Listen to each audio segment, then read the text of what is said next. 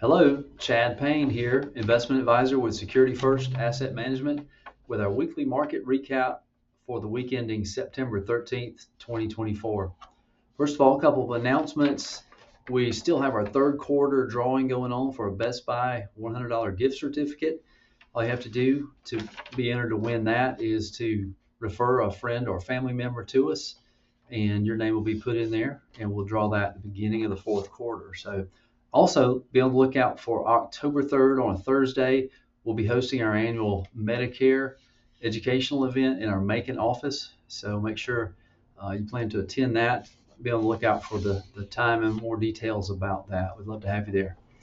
So looking back at last week at markets, overall, the domestic markets were up for the week and actually gained back most of the losses that the market suffered the previous week. Growth stocks outpaced value stocks for the week as well. So there was Labor Department had inflation data that came out last week, up 0.3% for the month of August, which was not quite as good as expected, but overall for the year, the annualized rate was 2.5, which beat expectations of 2.9. So looks like inflation is cooling off, continuing to do so. Overall, it was a bit of a light week in economic data that came out.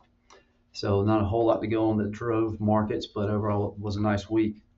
Mortgage rates were down. We've seen the treasuries kind of tick down, and mortgage rates have followed suit.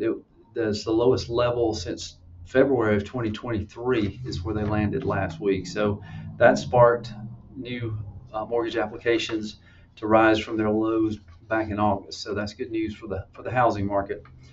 All eyes will be on the Fed this week. They'll be meeting in the middle of the week and trying to decide if they're going to cut rates, and if so, by how much. Most people speculate it'll be a 25-point basis cut. There are some, however, that expect a 50-point basis or 50 basis point cut. So we'll have to wait and see how that goes down and then what effects that may take on the market. Some people think if there's a 50-point basis cut, that may mean the Fed thinks that the economy is worse than it looks like, and that could spark a sell-off. So we'll have to wait and see how that works. Finally, I wanted to give you some information from the Wall Street Journal here. In 2023, the national median cost of a home health aide hired through an agency reached $33 an hour, and that's up from $20 an hour back in 2015. So significant increase in long-term care costs for you and or your loved ones if you have to go out and hire someone. That if you had 24-hour care from one of those agencies, it would cost $290,000 per year.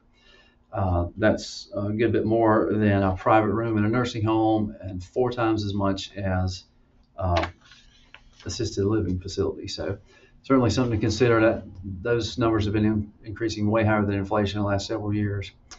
Anyway, if you need any help from us, if you have any questions about your account, about anything that's going on, don't hesitate to call. Always look forward to hearing from you, and have a great week. Thanks.